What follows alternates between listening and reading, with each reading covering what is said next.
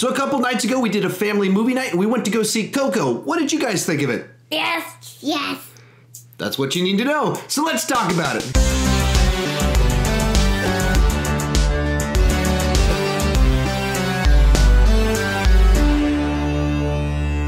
So Coco tells the story of a boy growing up in Mexico who loves to play guitar and music. There's just one problem. His family hates music because of something that happened long ago in the past with his family. Well, one Dia De Los Muertos, he finds himself swept away on an adventure to the land of the dead where he finds out about his family, about culture, and so much more. Now, this movie is a movie I thoroughly enjoyed. They thoroughly enjoyed. I'm not quite as in love with it as many people have been, but it is a very cool movie that has gorgeous visuals and that kids and adults can enjoy on many different levels. So let's talk about the good.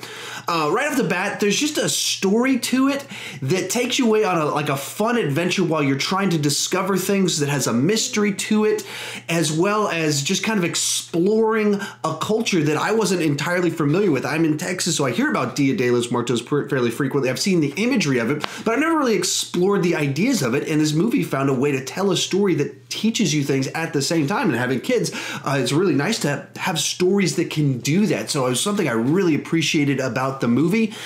This color scheme to it, the visuals of it are just so deep and have such depth to them. Before the movie started, they actually had a little mini 2-minute documentary thing talking about the amount of layers to some of the graphics where they show kind of the wide shots of the city of the dead. And they're talking about there's 8 million lights in this image, and you just look at it and you can see that. Just how much detail and depth goes into the whole thing that makes these images come to life. Whether you're talking about broad images of the city, when they jump in water, how the water looks so real. The vivid, vibrant color schemes to the whole thing. I mean, it just makes for such just a visual feast for your eyes. Along the way, you have a bunch of characters that are just fun and enjoyable to be on screen, with kind of such vibrance to them, and different layers to the characters themselves. As I mentioned before, kind of in passing, there's a lot of deep emotions to the story that kids can grasp them. Adults will grasp them on a deeper level, and that they're very resonant on many different levels. The hurt, the betrayal, the inspiration, forgiveness, all sorts of ideas, just the sense of loss, all sorts of being forgotten, being remembered. Ideas that you can resonate with, and they just kind of run deeply throughout this entire story. Liam, what did you like about it? All of it.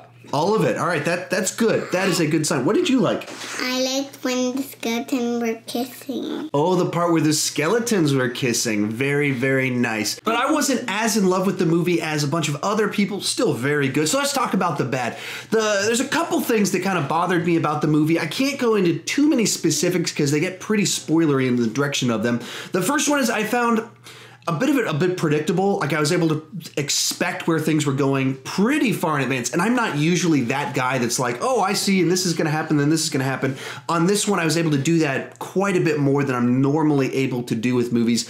The second one, there's some themes and ideas and main plot points involving forgiveness and holding grudges and things like that.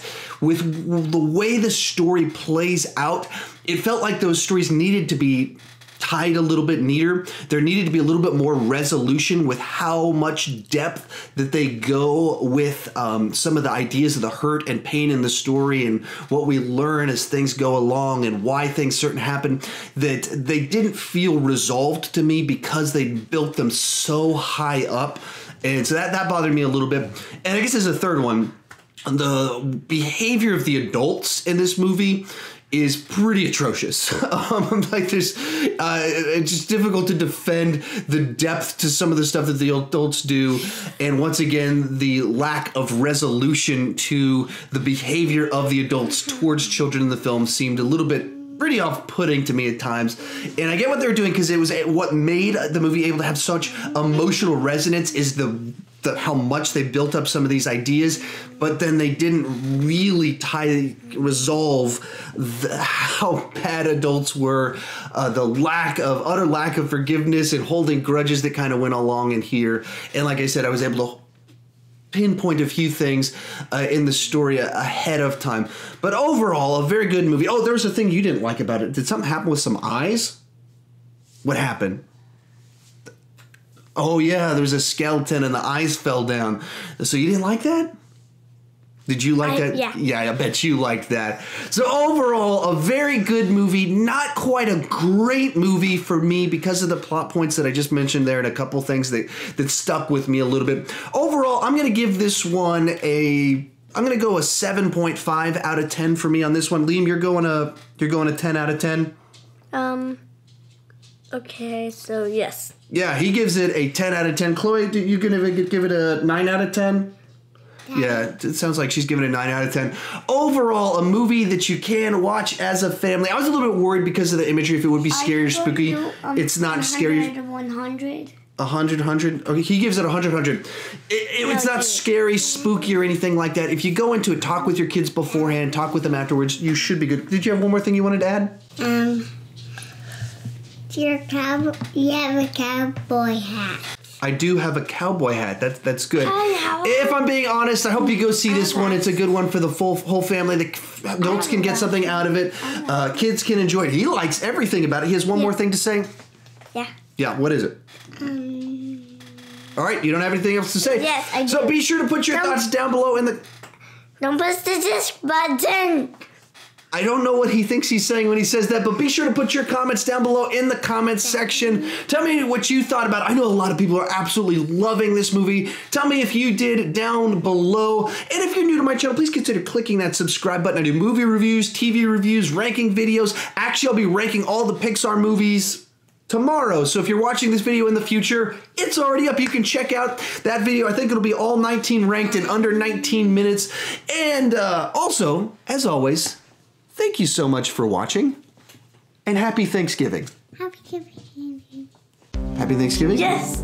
Daddy? Yeah. Happy Thanksgiving. Oh, you still got something more you want to say? Just one more thing. Okay, what are you going to say? Your cowboy hat is on the lamp. She's correct. My cowboy hat is on On the lamp. the lamp. That's funny.